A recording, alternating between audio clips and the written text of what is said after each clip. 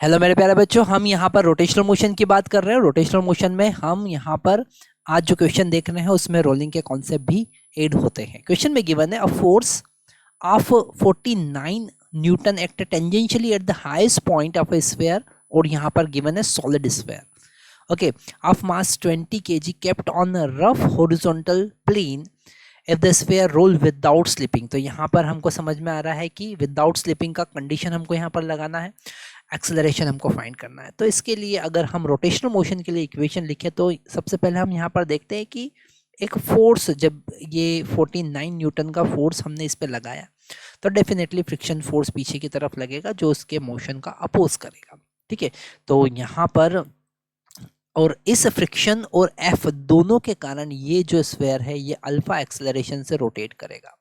तो यहाँ पर हम अगर रोटेशनल मोशन की बात करें तो फ्रिक्शन फोर्स प्लस एफ दोनों इसको टॉर्क प्रोवाइड करेंगे into R is equal to I into alpha. Okay, तो आई का वैल्यू हम लिख सकते हैं 2/5 mr²। ओके, और अल्फा क्योंकि यहाँ पर विदाउट स्लिपिंग है मतलब प्योर रोलिंग है। ओके, और प्योर रोलिंग के केस में हम अल्फा का वैल्यू एक्सेलरेशन के टर्म में लिख सकते हैं। ये जो स्फीयर ए एक्सेलरेशन से आगे बढ़ेगा और अल्फा में एक रिलेशन होगा और वो होगा a is equal to r into alpha. मतलब अल्फा का वैल्यू हम ए बाय आर पुट करेंगे क्योंकि हमको ए फाइंड करना है, इसलिए अल्फा को हम रिप्लेस कर देंगे। तो यहाँ से F plus capital F is equal to 2/5 mr², और अल्फा का वैल्यू हम ए बाय आर रखेंगे और एक आर जो है वो यहाँ पर डिनोमिनेटर में और आ जाएगा, तो ये आर स्क्वायर से कैंसिल हो जाएगा।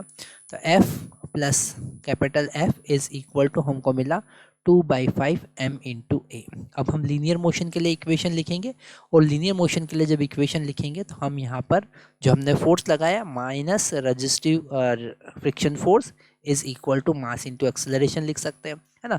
यहाँ पर ये जो फ्रिक्शन फोर्स है इसका वैल्यू हम पुट करेंगे, तो माइनस ये हो जाएगा 2/5 ma minus F, okay, is equal to ma। तो यहाँ से हम a का वैल्यू फाइंड कर सकते हैं। ये f और f कितना हो जाएगा 2f, और ये उधर एडिशन में पहुँच जाएगा तो हमको मिलेगा 2/5 ma प्लस ma।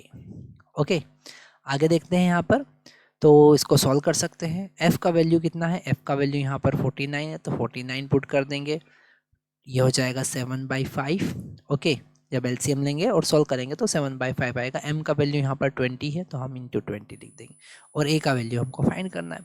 ये 7 से 49 7 टाइम कैंसिल होगा, और ये जो 2 है इस 20 को 10 टाइम कैंसिल करेगा, और 5 इस 10 को 2 टाइम कैंसिल करेगा। तो एक्सेलरेशन हमको मिलेगा 7/2, मतलब कि 3.5 मीटर पर सेकेंड स्क्वायर। ओके, तो यहाँ पर थोड़ा सा लॉजिकल क्वेश्चन है, अगर हमने रोलिंग के कॉन्सेप्ट अच्छे से देखे हैं तो इस टाइप के क्वेश्चन हमसे बहुत इजीली बन जाएंगे। तो हमारा ए ऑप्शन यहाँ पर करेक्ट होगा, 3.5 मीटर पर सेकेंड स्क्वायर।